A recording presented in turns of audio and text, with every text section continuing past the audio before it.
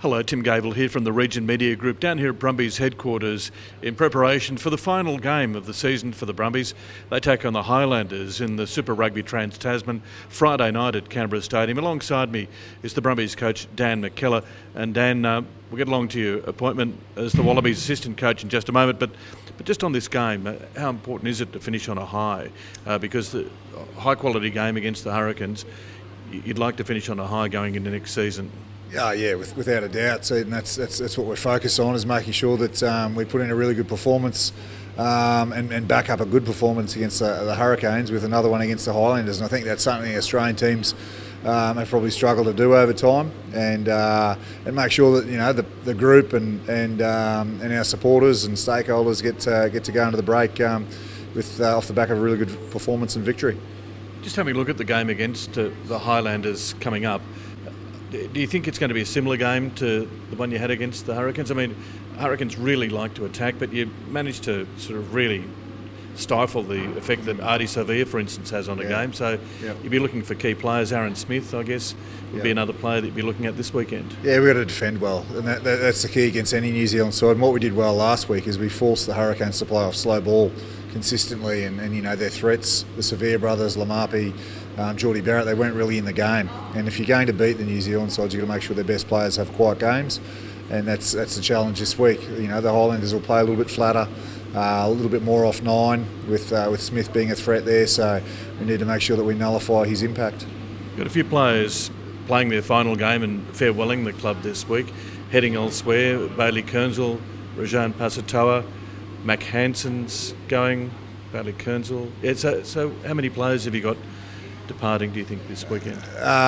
There's five that will finish up, and then there's a few guys obviously going west, and which is we're really sad to see those boys leave, but it's a professional environment that we're in, and they're chasing opportunity, but we'll make sure that we send them off on the right note in their last game with the Brumbies team.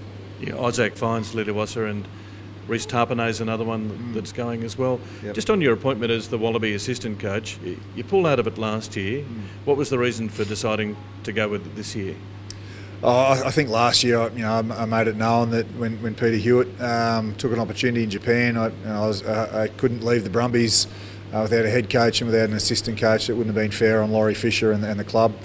So I had some work to do there, and I go this year knowing that's Rod Side, Laurie Fisher, Brad Mayo, that we're in a position where they'll be able to handle not having me around for a few months. And look, whilst I won't be here from one day to day, I'll certainly be well involved, and whenever I'm back in Canberra, breaks in between games and that, I'll be in here touching base with them, making sure the program continues to fire. But and then there's an individual dream and goal to work at the highest level, and it was really difficult last year to knock that back, but to be able to achieve that this year and go in there and hopefully make a difference with a really good group of players and coaches, that excites me.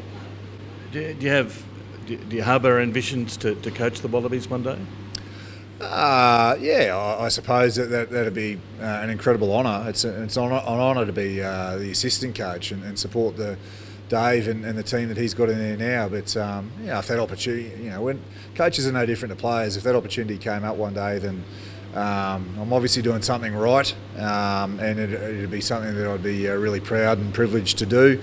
But I'm in no rush, Tim. I'm in no hurry. I understand that I'm still developing myself, and I just got to focus on turning this forward pack into one of the best in the world. And despite sort of taking on this role, you're back at the Brumbies full time next year. Yeah, that's right. And I think that's really important for people to know that I'm not bolting. I'm not going anywhere. I love this club, and I wouldn't be in the position I'm in without Laurie and Steve Larkham. 8 years ago, giving me a crack, and I'll be forever grateful for that. And once the Wallabies is done, and even during it, it's head down, bum up, and make sure the Brumbies are striving to be the best in the world. Good on you. Thanks very much for that, Dan. Pleasure. Thanks, Tim. That's Dan McKellar in the lead up to the Brumbies' final game of the season against the Highlanders Friday night at Canberra Stadium. This week's Sports Wrap proudly brought to you by Village Building Co.